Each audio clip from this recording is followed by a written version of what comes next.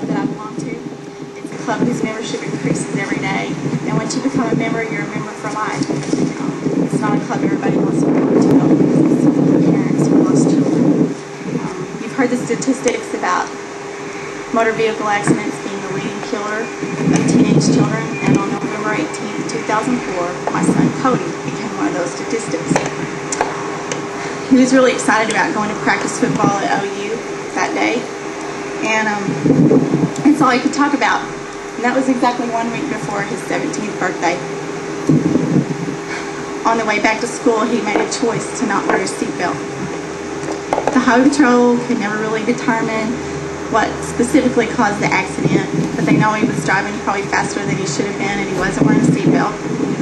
He possibly swerved to miss a deer, maybe just overcorrected, but either way, his vehicle overturned, and because he wasn't seatbelted in, he was thrown from the vehicle. Cody wasn't killed instantly, but by the time EMS had gotten there, he was unresponsive. They loaded him in an ambulance and transported him to the hospital, and on the way to the hospital, he went into cardiac arrest. I went to the emergency room, and I wasn't really prepared for what I saw there. When I got there, I saw my son, who was always so full of life and always trying to get everybody to laugh, and he was just laying there lifeless. That was pretty much a moment that changed my life forever. It was at that point that I realized I was never going to see Cody graduate. I was never going to get to see him play another down of football. I was never going to get to send him off to college. He wasn't going to get to be the big brother that he'd always been. He wasn't going to get to see Jenny pursue any of her athletic endeavors. And it was the very next day that I was planning a funeral instead of a 17th birthday. What I want you to understand is the one thing that Cody didn't understand, and that was that the choice that he made to not wear a seatbelt affected everybody who loved him. We wake up in the morning and begin thinking about the events of the day, the big game, lunch with friends, practice, etc. As we see our friends, we smile. It might not ever enter our minds that we are all just human beings that are only destined to be on this planet for a short time. This realization cannot be easily grasped until one day reality comes crashing down on us. On November 18th, 2004, reality slapped me in the face. I lost a very important part of me, my brother.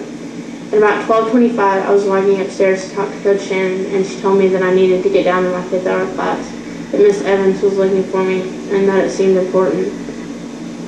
So I walked back towards my 5th hour, and I happened to run into Miss Evans, and she said that my mom had called and asked that I take me out to the hospital. And she added that Cody had been in an accident, and I asked how bad it was. She didn't really know, so she couldn't tell me much. The more I thought about it, Cody had been in an accident before, but not once did I get called out of class to be notified about it. I usually found out when I was at practice and the girls were talking about it. When I got to the hospital, I went and found my mom and asked her how bad it was. She told me that it didn't look hopeful. From that moment on, I knew that I was going to be without a brother. To this day, I often wonder if Cody would have been wearing a seatbelt and slowed down, if he would still be here today. This could be you. There isn't a day goes by that I don't think about Cody, and I miss him horribly. But everybody who loves him pays the price because he chose to not wear a seatbelt. What I'd ask you is that as a young person, when you get in your vehicle, please think about the people that love you the most and just buckle up. Nobody wants to be part of this club.